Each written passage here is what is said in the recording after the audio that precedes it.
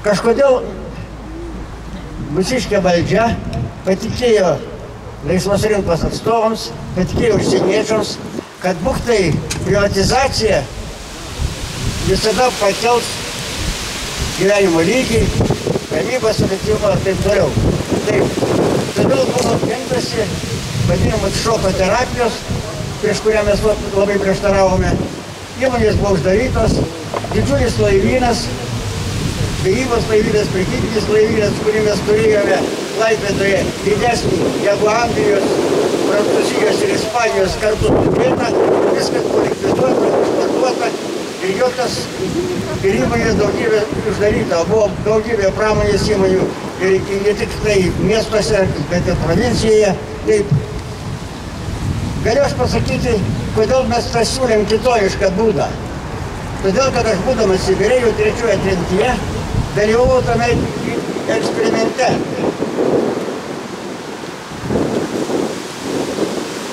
Matot, karo metu į Sibirą buvo iškelta labai daug įmonių, taip ir mokslo įstaigų.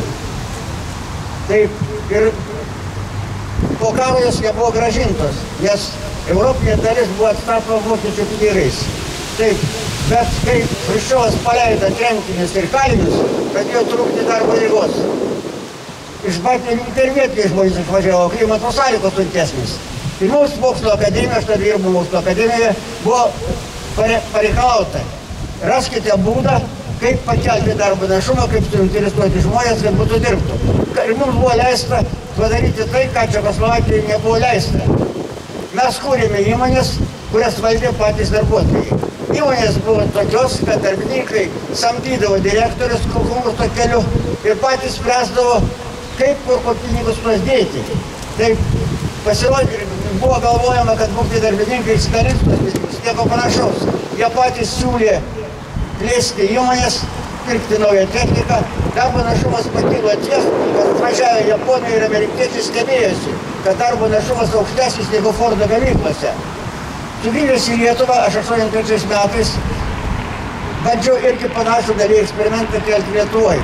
Ir savo laiku netgi pradžia buvo padaryta.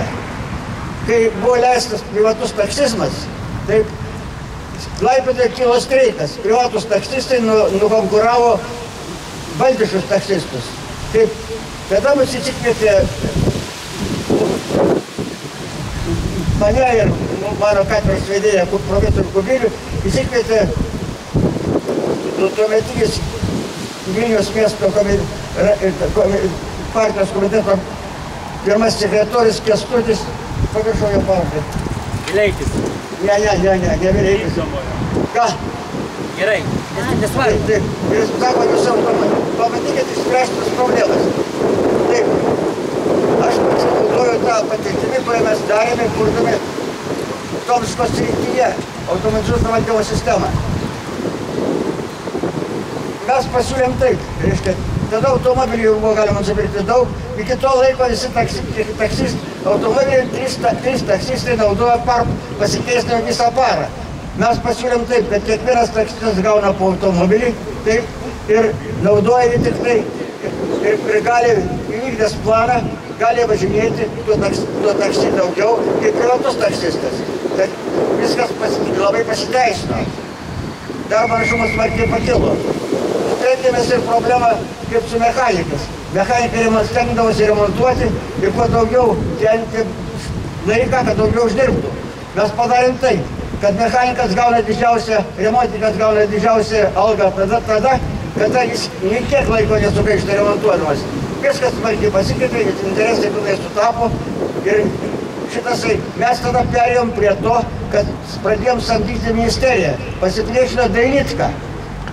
Mes išėjom iš savo paladumą, reiškia, mes ministeriją samdom, tiekimo reikia ir toliau, o ne pavaldus ministerijai. Dailydka pasipriešino, atsirado, Bergas nuvažiavo vienas į Maskvą, pas Gorbačiovą gavo atvežę raštą padėžant narodų iniciatyvų. Ir taip, mes jau buvom pasiekę gana aukštą lygį, bet kai pasidėjo privatizacija, viskas įsidalino ir tas eksperimentas užgeso. 90 metais po sausio įvykių aš kaip tikrai pasiūliau perėti privatizuojant įmonės tik tada, kada gali privatininkas pasiūlyti geresnę programą negu valdišką. Būtų galima pereiti prie tokio valdymo, kad darbininkai tampa akcininkais, dalį akcijų gauna valstybė, iš tų pinigų jį gali išlaikyti mokytojus, gydytojus ir visą kitą aparatą. Taip, mokesčiai būtų labai maži, nes valstybė gyventų iš to, ką uždirba žemės ūkis ir pramonė. Taip, šitos visi projektai, mes buvom sukūrę net tikslinės programas, suruošę konferenciją, bet buvo paklausyta užsienietiškai, o užsienietiškai kaip padaryta. Jiems buvo reikalinga Lietuva ne kaip kokia progresyvi labai valstybė, kaip darbo jėgos šaltinis ir rinka. Taip, tai aš dabar tą projektą, kurį siūliau ir kuris įteikiu jums, kad galėtų pamatyti.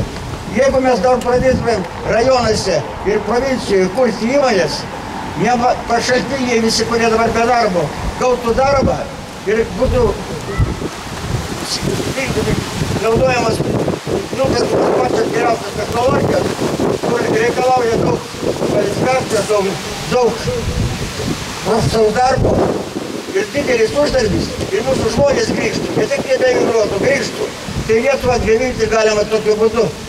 O mes laukiame, kad kokie tai atvažiavę iš šalies, sakysime, mus investuotų ir mus pakeltų. To nebus. Mes patys tai turim padaryti. Vėl galiu paaiškinti, dėl ko nepavyksta. Paskutinis dalykas. Kodėl mes negalime, sakysime, turėti valstybinio banko, kodėl mes neturime valstybinių įmonių, nors Nobelio premijos laureatė, kuri pavardė Sko iš Skandinavijos, įrodė, kad valdiškos įmonės, ne privačios, o valdiškos stambios įmonės, kuriuose darbuotojai yra bendrasavininkai, duoda didesnį efektyvumą, didesnį darbo našumą, didesnį taupumą, negu kad privačios įmonės. Tai mes galim valstybinėmis lėšomis atkurti savo pramonę, atkurti savo žemės ūkį, taip, bet dėl ko nedarome. O paduosiu paprastą pavyzdėlį, kad jūs bent suprastumėte. Paskutinis pavyzdys. Taip, aš ilgai nesupratau, kodėl aš dirbu universitete, kodėl mes universitetam paskolas išduodam per bankus. Bankai lupa didelius procentus, valstybė dalį moka valstybė, dalį patys studentai po darbo. Taip. O pasirodė, paaiškėjo, kada? Mane nustebino vienas nutarimas. Konservatorių valdžia, kai atėjo į valdžią, Kubilius priėmė įdomų nutarimą. Dvigubo apmokestinimo vengimo įstatymas. Ką tai reiškia? Jeigu tu esi banko akcininkas ir gauni dividendus, ir jeigu tavo akcininkai kapitalą sudaro ne mažiau 10% įstatyminio kapitalo, tu atleidžiamas nuo mokesčio dividendų. Nes tu pirkdamas akcijas išleidai pinigus, mokėjai mokesčius. Ir žinot, kiek gavo 2009 metais dividendų. Taip, mes, aš vykdamas statistikos katedrai, apdorodavom duomenys ir gaudom iš mokesčių inspekcijos duomenys be pavardžių. Pirmąją vietą gavo 2009 metais. Žmogus Lietuvoje registruotas, pavardės nėra. 674,5 milijono. Vidutiniškai po 2 milijonus į dieną ir nei cento mokesčio, to visiems tada mažino algas ir pensijas ir visą kitą. Antras, po 1,700,000 į dieną. Štai kur dėl ko. Pasirodo, todėl mes neturime valstybinio banko, privačius bankus galima tokį visgi daryti. Štai kodėl. Mūsų valdžia nesuinteresuota, nes ji yra nupirkta. Mes esame parduoti, mes esame kolonija ekonominė. Imkime savo rankas, kai mes tapsime savo valstybės šeimininkais, kitaip ir darbas bus, ir emigracijos nereikės, ir gyvenimo lygis pakils.